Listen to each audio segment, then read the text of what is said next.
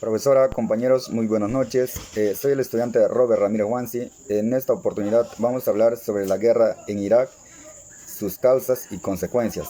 Nos dice que la guerra de Irak en 2003 fue un conflicto bélico entre Estados Unidos que, apoyado por una coalición internacional, se enfrentó al régimen iraquí que presidía Saddam Hussein. El conflicto se saldó con la caída del dictador iraquí Saddam Hussein, pero tras la guerra, Irak se convirtió en un país asolado por la insurgencia, el terrorismo y la miseria. Las causas que motivaron la invasión de Irak han sido objeto de una gran polémica.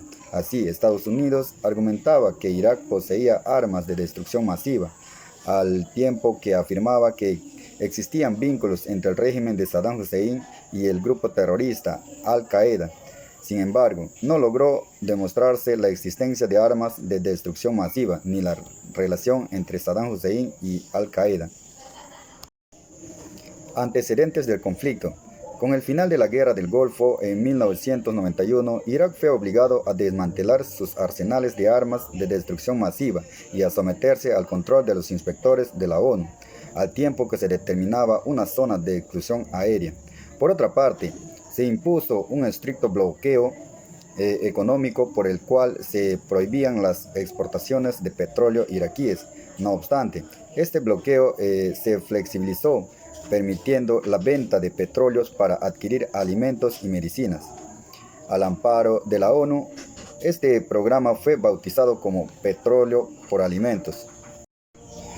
A pesar de todo, el gobierno estadounidense continuó con su embargo comercial a Irak y, en 1998, el país fue bombardeado por Gran Bretaña y Estados Unidos debido a la resistencia de Saddam Hussein a desmantelar sus arsenales. El camino hacia la guerra de Irak. La llegada de George Bush a la Casa Blanca pondría más aún el punto de mira a Irak. Así, el régimen iraquí quedaba incluido en el denominado Eje del Mal, mientras el presidente Bush insistía en los vínculos entre Irak y la organización terrorista Al-Qaeda. Con la tensión en aumento desde la ONU, se impusieron inspecciones armamentísticas a Irak entre noviembre de 2002 y marzo de 2003. Los inspectores no encontraron indicios de que Irak poseyera armas de destrucción masiva. Mientras tanto, Estados Unidos, tratando de legitimar la guerra, exponía ante la ONU una serie de pruebas que trataban de demostrar que Irak disponía de armas de destrucción masiva. No obstante, dichas pruebas resultaron ser falsas, pues tras la invasión de Irak en 2003 no se encontraron armas químicas, biológicas o nucleares. A pesar de la oposición a la guerra por parte de países como Rusia, Francia, Alemania y China, Estados Unidos comenzó a fraguar una coalición internacional para acabar con el régimen de Saddam Hussein. Entre los países que lideraban esta coalición se encontraban Estados Unidos, Gran Bretaña y España, que en la cumbre de las Azores acordaron un ultimátum para Irak. El ultimátum imponía el desarme de Irak para evitar la guerra. La invasión de Irak. El 20 de marzo del 2003 estallaba la guerra de Irak. Los aviones y buques de guerra de la coalición comenzaban las operaciones de bombardeo. Posteriormente, las tropas de la coalición procedían a la intervención terrestre, derrotando rápidamente a las fuerzas iraquíes. Para abril de 2003, la resistencia iraquí se desmoronaba y las tropas de la coalición se hacían con el control de Bagdad. Finalmente, el 1 de mayo de 2003, el presidente estadounidense George Bush anunciaba el final de los combates en Irak. Sin embargo, la caída del régimen de Saddam Hussein no significó el final de la violencia en Irak. La insurgencia se enzarzó en combates con las tropas de la coalición. Estrellaron enfrentamientos entre las distintas etnias, chiíes y suníes, y el país fue víctima del terrorismo de Al-Qaeda. La presencia militar de Estados Unidos en el país continuó hasta el 2010, cuando se retiraron sus tropas. Únicamente quedó un contingente de menor envergadura encargado de las labores de formación y asesoramiento del ejército iraquí. La guerra de Irak en el plano económico. Además del terrible drama humano con cientos de miles de muertos y desplazados, la guerra de Irak supuso un gran coste económico para Estados Unidos.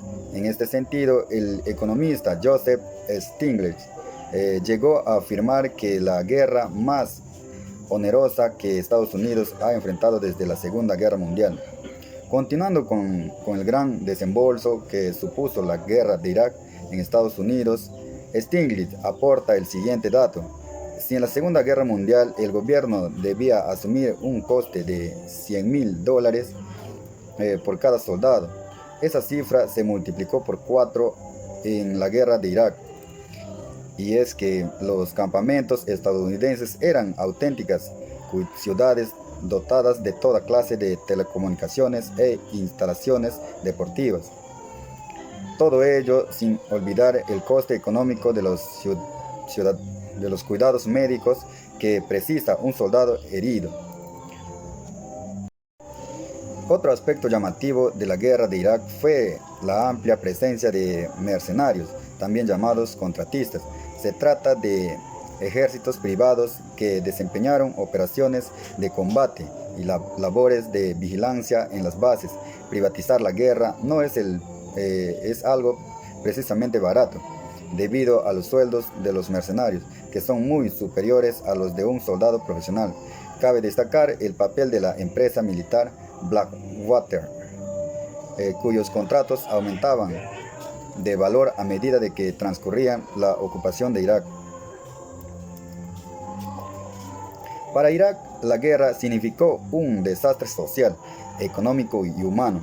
El daño provocado en las infraestructuras eléctricas provocó una importante reducción del promedio de horas de suministros eléctricos. Más aún, la abundancia del petróleo, que tiene un peso importante en el PIB iraquí, fue insuficiente para garantizar el abastecimiento de electricidad. Esto se debe a que Irak carece de la capacidad necesaria para refinar su petróleo. Las consecuencias de la guerra. La guerra del Golfo tuvo consecuencias muy desiguales. Murieron unos 500 soldados de la coalición internacional, mientras que el ejército iraquí perdió entre 20,000 y 30,000 soldados, a falta de cifras oficiales. Además, murieron más de 4,000 civiles atrapados en medio del conflicto.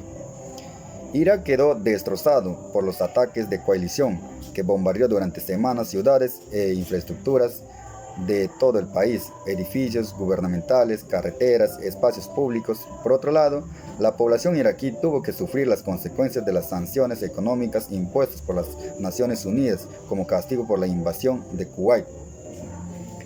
La coalición consiguió liberar a Kuwait, pero el régimen represivo de Saddam Hussein se mantuvo hasta el 2003. Aquel año, los Estados Unidos iniciaron la invasión de Irak con el pretexto de que el régimen iraquí disponía de armas de destrucción masiva. El ejército estadounidense no se retiró oficialmente de Irak hasta el 2011. A día de hoy, Irak todavía sufre las consecuencias de estas guerras y de otros enfrentamientos, como la lucha por derrotar al terrorismo islámico entre el 2014 y 2015. La falta de recursos materiales y económicos hace muy difícil la preocupación. Crece y el malestar entre la población y cada vez hay más protestas contra la corrupción del gobierno. Muchas gracias.